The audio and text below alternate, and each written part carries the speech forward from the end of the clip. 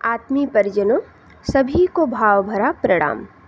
अखंड मंडलाकारं व्याप्तं येन चराचरं तत्पदं दर्शितं येन तस्मै श्री गुरुवे नमः। तस्मै श्री गुरुवे नमः। ओम श्री गुरुवे नमः। गुरु गीता, गुरुचरण व रज का महात्म्य।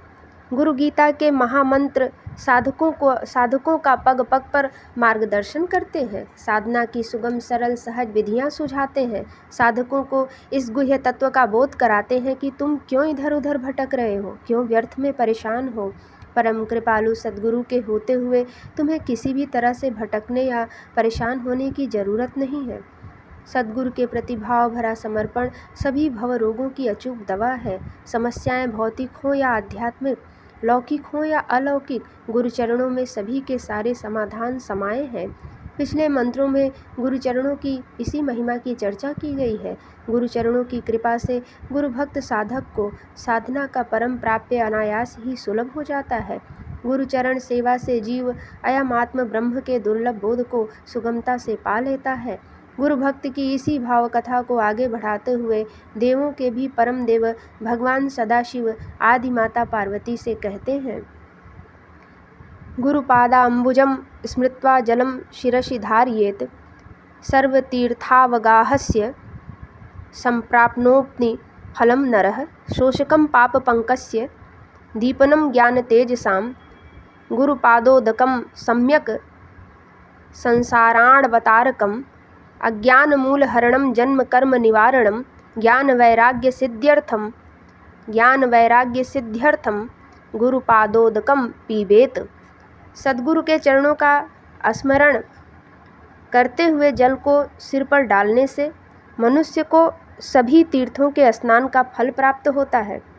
श्री गुरु चरणों का जल पाप पंक को सुखाने वाला और ज्ञान तेज के दीपक को प्रकाशित करने वाला है। गुरुचरण जल की महिमा से मनुष्य ठीक तरह से संसार सागर को पार कर जाता है। गुरु चरणों का जल पीने से अंतःभूमि में गहराई से जमा हुआ अज्ञान का महावृक्ष जड़ से उखड़ जाता है। जन्म कर्म के बंधन का निवारण होता है। गुरुपादोदक के पान से साधक को ज्ञान वैराग्य की सहज सिद्धि होती है। भगवान भोलेनाथ के मुख से उच्चरित ये महामंत्र गहरे और गहन भावों से भरे हुए हैं। इनका श्रवण और पठन संभव है।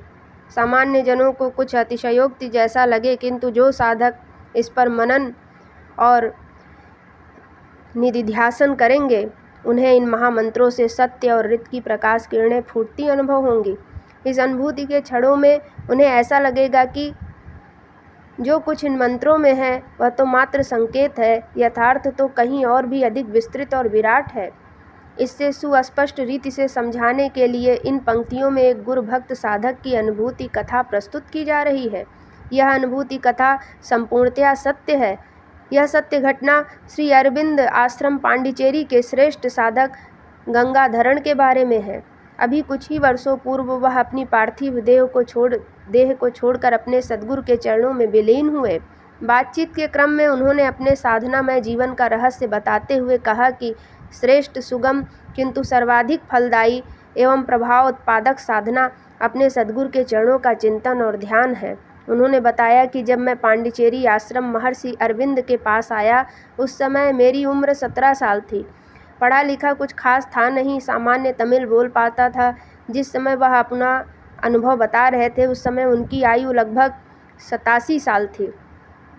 तो अपने जीवन के बारे में बताते हुए उन्होंने कहा, श्री अरविंद से पहली बार मिलने पर उन्होंने पूछा, तुम यहाँ क्यों आए हो और क्या चाहते हो? उनके इन सवालों के जवाब में मैंने कहा, प्रभु, मैं नहीं जानता कि मैं क्यों आया हूँ, नहीं मालूम मेरी चाहत क्या है। वैसे तो मैं काफ़ी गरीब हूँ, पर मैं इतना कह सकता हूँ कि मैं यहाँ केवल रोटी खाने के लिए नहीं आया।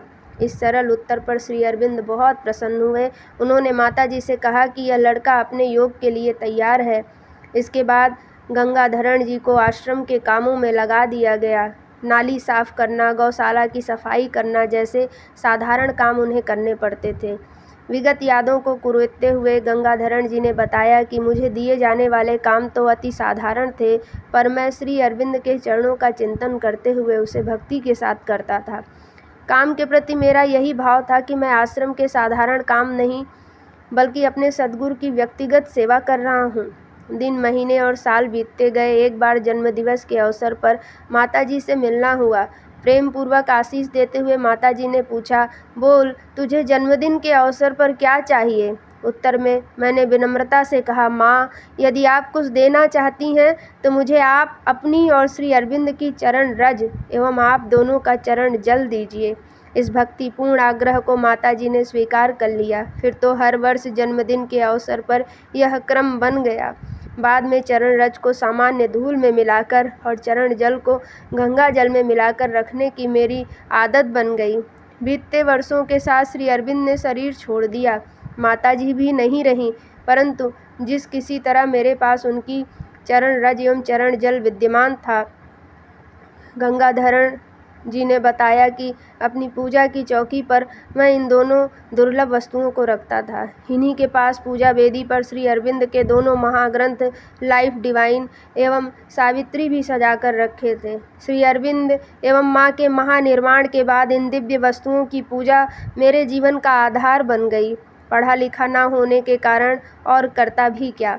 लाइफ डिवाइन एवं सावित्री को समझ सकने लायक बुद्धि भी तो नहीं थी मेरी। सद्गुरु चरण रज एवं सद्गुरु चरण जल के साथ इनकी पूजा मेरा नित्य का क्रम था। साथ ही आश्रम के कामों को भी गुरु भक्ति समझकर करता था। एक दिन अपने सद्गुरु के बारे में सोचते हुए गंगाधरण जी का हृदय भर आया। वह सोचने लगे कि 17 साल की आयु में आए थे और 80 से ज़्यादा उम्र होने जा रही है, परंतु अभी तक कोई विशेष अनुभूति नहीं हुई। यही सोचकर वह पूजा स्थली पर गुरु चरण रज एवं चरण की पूजा करते हुए प्रार्थना करने लगे, हे अंतर्यामी गुरुदेव, हे जगन माता, मैं तो आपका अज्ञानी बालक हूँ, पढ़ना लिखना भी ढंग से नहीं जानता। जो आपने अपना दिव्य ज्ञान लिखा है उसे मैं पढ़ भी नहीं सकता। हे सर्वसमर्थ प्रभु, मुझे तो बस आपकी कृपा का भरोसा है। उनकी यह भाव भरी प्रार्थना अनवरत चलती रही। आंखों से आंसू झरते रहे। पता नहीं कितनी देर तक यह क्रम चला। उन्हें होश तो तब आया जब स्वयं श्री अरविंद एवं माताजी अपने अतिमानसिक शरीर से उनके पास आए। अतिमानसिक प्रकाश से उनका कड़ कड़ भर गया। श्री अरविंद ने कृपा करके उन्हें अतिमानसिक जगत की दिव्य अनुभूतियाँ प्रदान की। अपने इस संस्मरण का उपसंहार करते हुए गंगाधरण ने कहा, मुझे तो सब कुछ गुरुचरणों की रज एवं जल ने दे दिया। यह सत्य कथा हमारे आपके जीवन की भी सत्य कथा बन सकती है। सद्गुरु चरणों की महिमा है ही कुछ ऐसी।